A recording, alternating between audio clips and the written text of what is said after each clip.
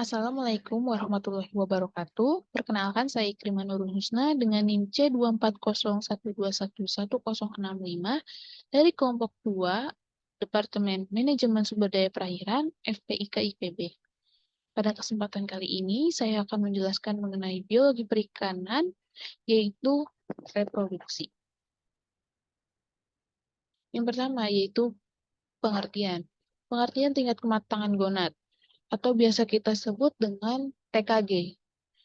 TKG merupakan tahap perkembangan gonad sebelum dan sesudah ikan memijah.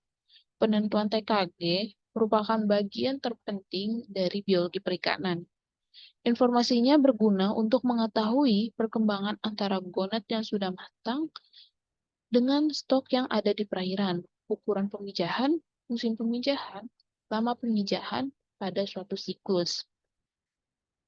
Dari informasi ini, kita dapat memprediksi tingkat rekrutmen dan pengelolaan sumber daya di perairan.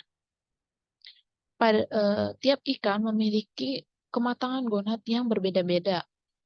Ikan yang jangka hidupnya pendek akan cepat mengalami kematangan, begitupun sebaliknya. Penentuan tingkat kematangan gonad itu dapat dilakukan dengan dua cara. Yang pertama yaitu secara morfologis, yaitu pengamatan berdasarkan ukuran dari gonad yang diamati secara visual. Yang kedua yaitu secara histologis, yaitu pengamatan dengan mengamati perkembangan gonad melalui fase perkembangan sel dari gonad itu sendiri. Terdapat beberapa faktor yang mempengaruhi kematangan gonad. Di antaranya yaitu perbedaan spesies, umur, ukuran, sifat fisiologis individu, suhu, air, makanan, dan kualitas lingkungan perairannya. Adanya individu yang berjenis kelamin berbeda akan memijah pada tempat berpijah yang sesuai.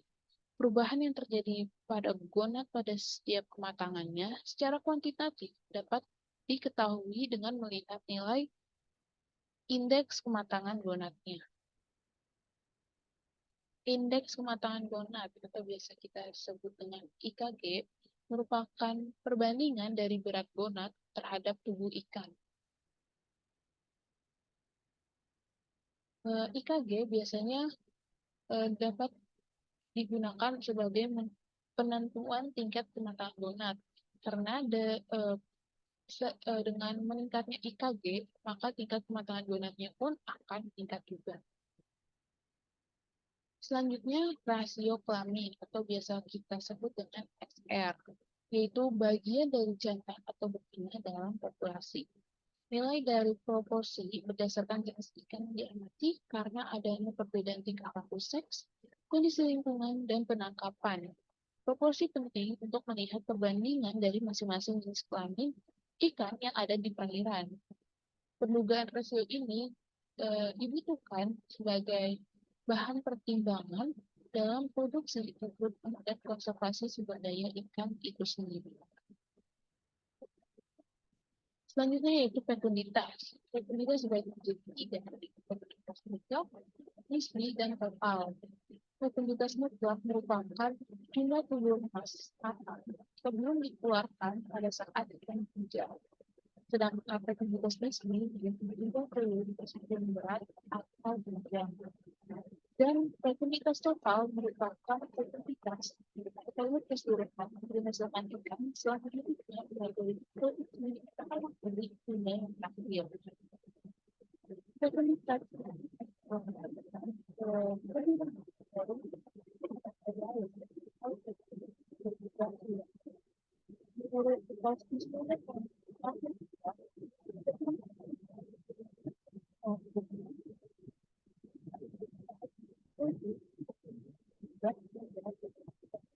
sedangkan berat dan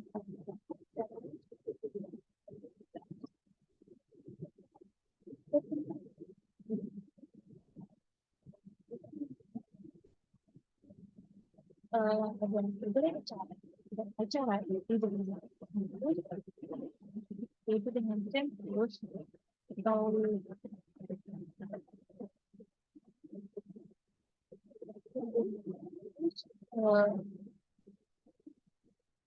yang dihitung secara keseluruhan. Eh, dan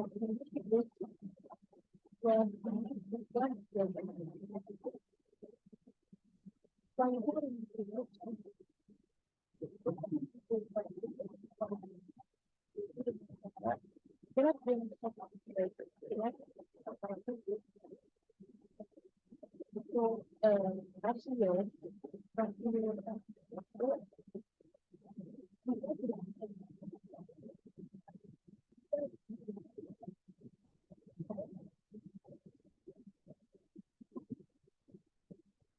akhir itu adalah rumus yang kita rumusnya itu kita